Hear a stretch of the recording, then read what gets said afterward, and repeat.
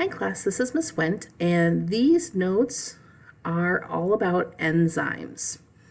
It's part of our biochemistry unit, and you have a packet about enzymes. This video is meant to be watched before the packet. You can always go back and re-watch it if there's something you are confused about. Okay, so what an enzyme is, here's our definition. A kind of protein that helps lower the activation energy needed for a chemical reaction. Okay, so let's break that down. So an enzyme is a protein. So it's made of a bunch of amino acids stuck together, just like all the other proteins in your body. But instead of being used to build things, like building muscles in your arm, and these enzymes are used for chemical reactions. So an example of this might be a reaction where the enzyme would cause it to need less heat to work. Okay, so let's say your body is trying to build a chemical like a hormone.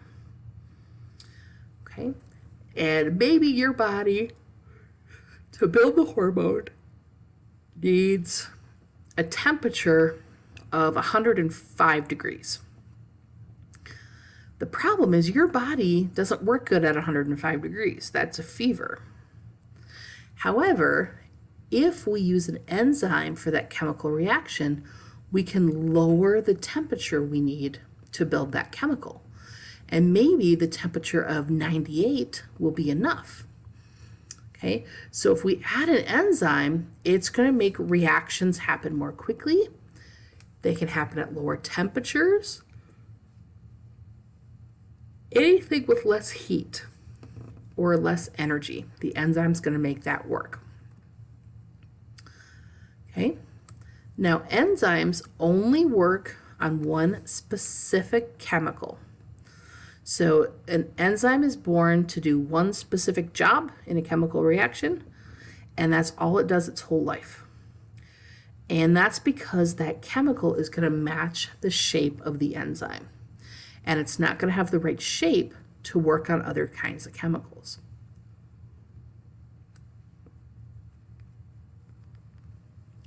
So let me show you a picture of what this looks like. Oh, sorry, one more fact before I picture here. Enzymes can be reused hundreds of times in your body. So once an enzyme is used one time, we don't have to throw it away. We can reuse it over and over and over again. So the enzyme doesn't change. It looks the same as the beginning and the end. So here's a picture of an enzyme here, guys, at the bottom. And you should sketch a little picture of this too. So notice that the enzyme is the blue piece, and at the beginning it has kind of this weird shape, but it has the same weird shape for every step. The enzyme does not change. The pink chemical, however, does. It starts off all together. Its shape perfectly fits inside that enzyme there. And the enzyme helped with a chemical reaction, and now that chemical is broken in half.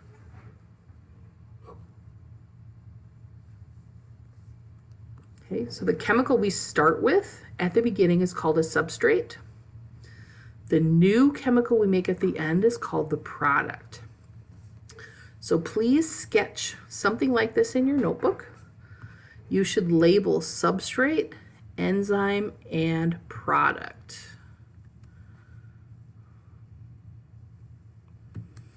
Okay, so you should label all of these guys. You have a picture to label in your packet. Okay, so enzyme, substrate, complex, that's just them together. And then this place where they fit together and they're working together here. Oops. It's going to be more down here.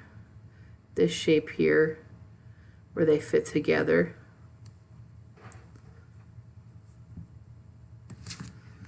That is called the active site. So that might be another useful thing to add to your picture. The active site is where the chemical and the enzyme touch and the reaction happens. Okay. So if you need a little more time with this, go ahead and pause the video. Otherwise, I'm going to continue on to the next slide. You do not need to write this graph in your notes. What this is showing is two different chemical reactions. It's the same thing that we start with the same thing in both cases. We end with the same thing. But what happens is one chemical reaction in red needs a lot of energy to make this reaction work. If I add an enzyme like this blue one, this energy curve is much less. So up here there's much more energy, down here there's less energy. So when you add an enzyme, it uses less energy. Okay.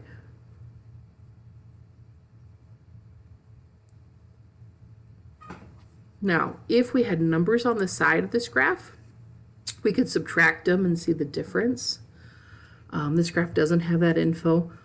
What we want you to be able to do is if we give you a graph, you can describe what's happening.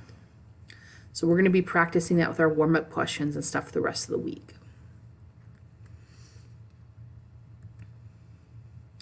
All right, so at the top here it says some enzymes build things, some break things apart.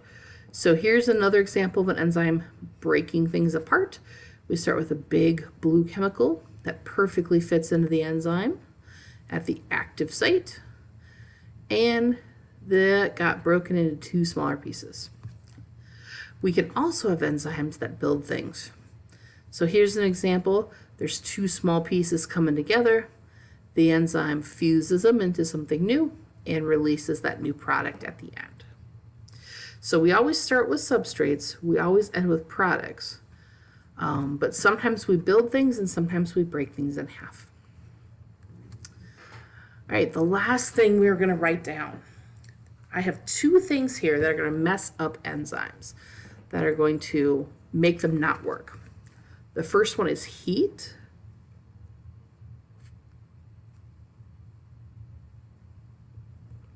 So too much heat will change the shape of the enzyme and it won't work.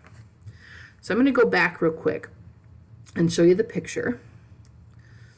Okay, so if this blue enzyme got too much heat and it started melting like a candle, this shape for this dark blue chemical wouldn't fit so perfectly in here.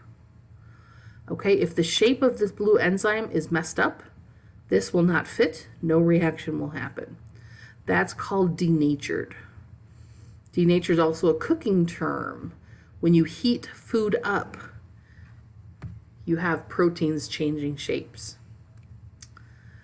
All right, the other thing that will do this is acids. Acids will eat away at the protein, so this could also change the shape of the enzyme.